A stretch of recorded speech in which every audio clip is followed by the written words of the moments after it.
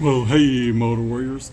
This is going to be hopefully a quick video that's a follow-up on my last video where the Blue Bike and Doyle sent me a really nice gift and then 20,000 in Hell Bank notes.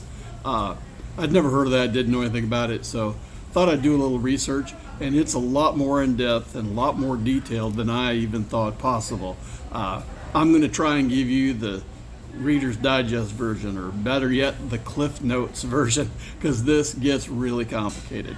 But anyway, the use of burning money for the dead in China, ancient China, and other East Asian nations has been going on for millennia.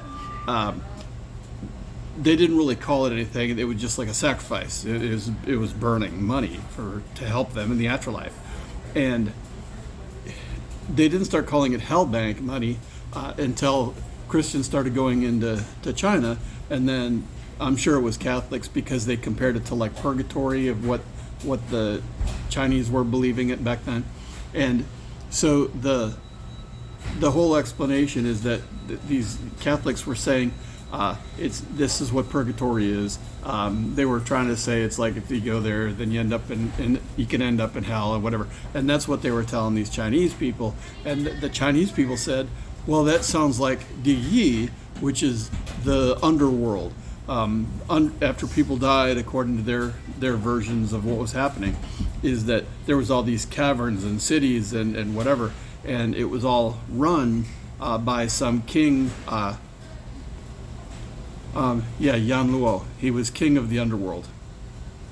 And the money that the Chinese were burning in the other East Asian nations, they were burning, it was meant to be like bribe money, to bribe King Lan Yuo.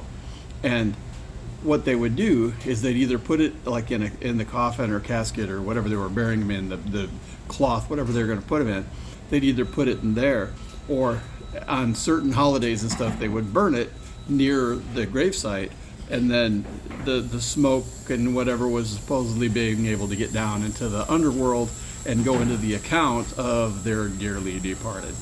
And that money could be used to pay off King Lan Yuo and his little cronies and enforcers and whatever, and it could make the afterlife in Chinese culture, it could make their afterlife less painful and suffering and whatever, because they would pay bribes, or it could get them out of there and into a better next life or whatever like that.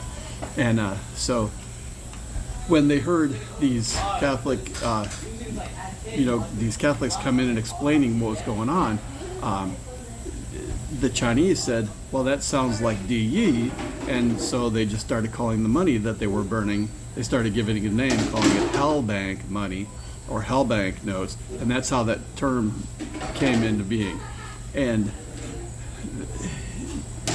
even in modern times, it was pretty much just used to be like Chinese and East Asia and stuff. But now, in more modern times, some of the Wiccans practice that burning of money and stuff to the afterlife and so on.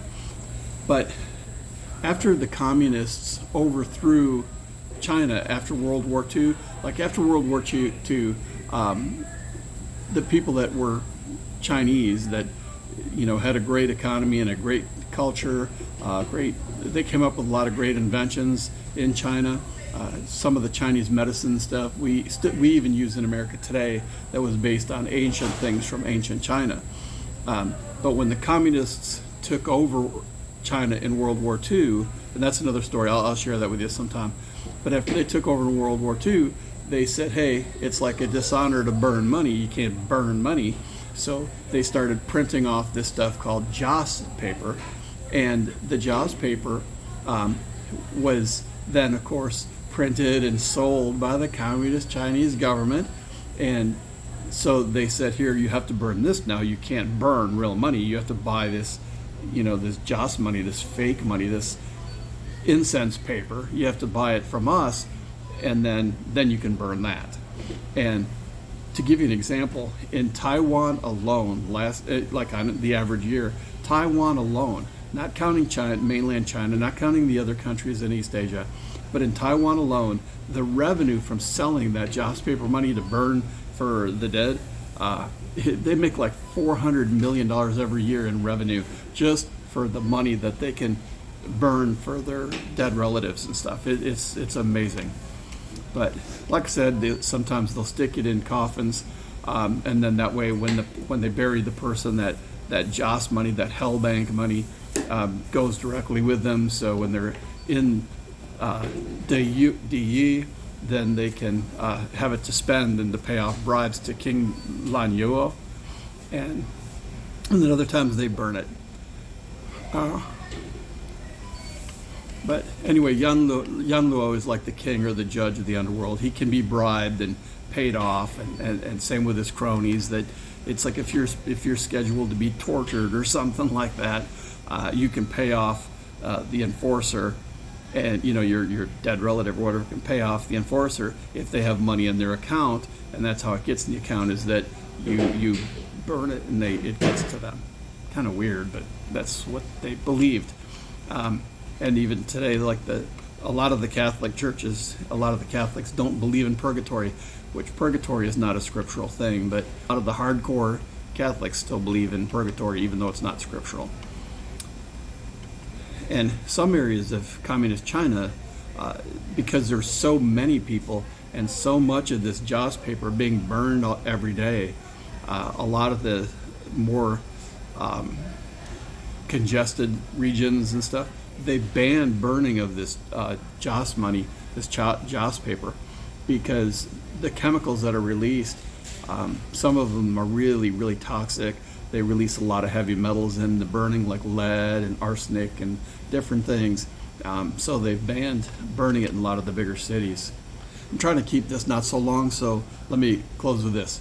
I know that Doyle didn't realize this, at least I'm pretty sure he didn't realize this, but giving someone that's living hell bank money, it's considered a huge, huge insult. And in a lot of areas, if you give somebody that's alive this hell bank money, it's not only an insult, but it's like saying that you are calling Yan Luo, the king of the damned, the king of the dead, the king of the underworld of Di Yi. You're calling for him to send his cronies to come and collect that money from you, but because you're not dead, then they take you so that the money can be accepted into the bank account, because somebody has to be dead to be able to receive the money. So if you have the money and you didn't buy the money, then it's a gift to you, which means that someone is expecting you to be dead. So the money goes, when his enforcers come to collect the money, they take you. And it's it's pretty weird. So you're not supposed to receive, hell bank money as a gift. And so I'm going to have to send something in exchange to Doyle so that it's not a gift, because I don't want Len Yuo or his henchmen to come looking for me. I don't believe any of that stuff. I'm a Christian. I don't believe any of that. Greater is he that's in me than he that's in the world or in the underworld. Anyway, it's interesting. The more I started studying the stuff, I'm like, how can I give you the short version of this? And I'm trying to keep it concise, because it really gets complicated. It really gets complex. It starts to change depending on the religion and the nation and all that, because it's more than one religion that does it. And thanks for watching, Moto Warriors, and remember to live your life, wherever you are on the camera. Remember to live your life with the heart of a Viking warrior. Bye for now.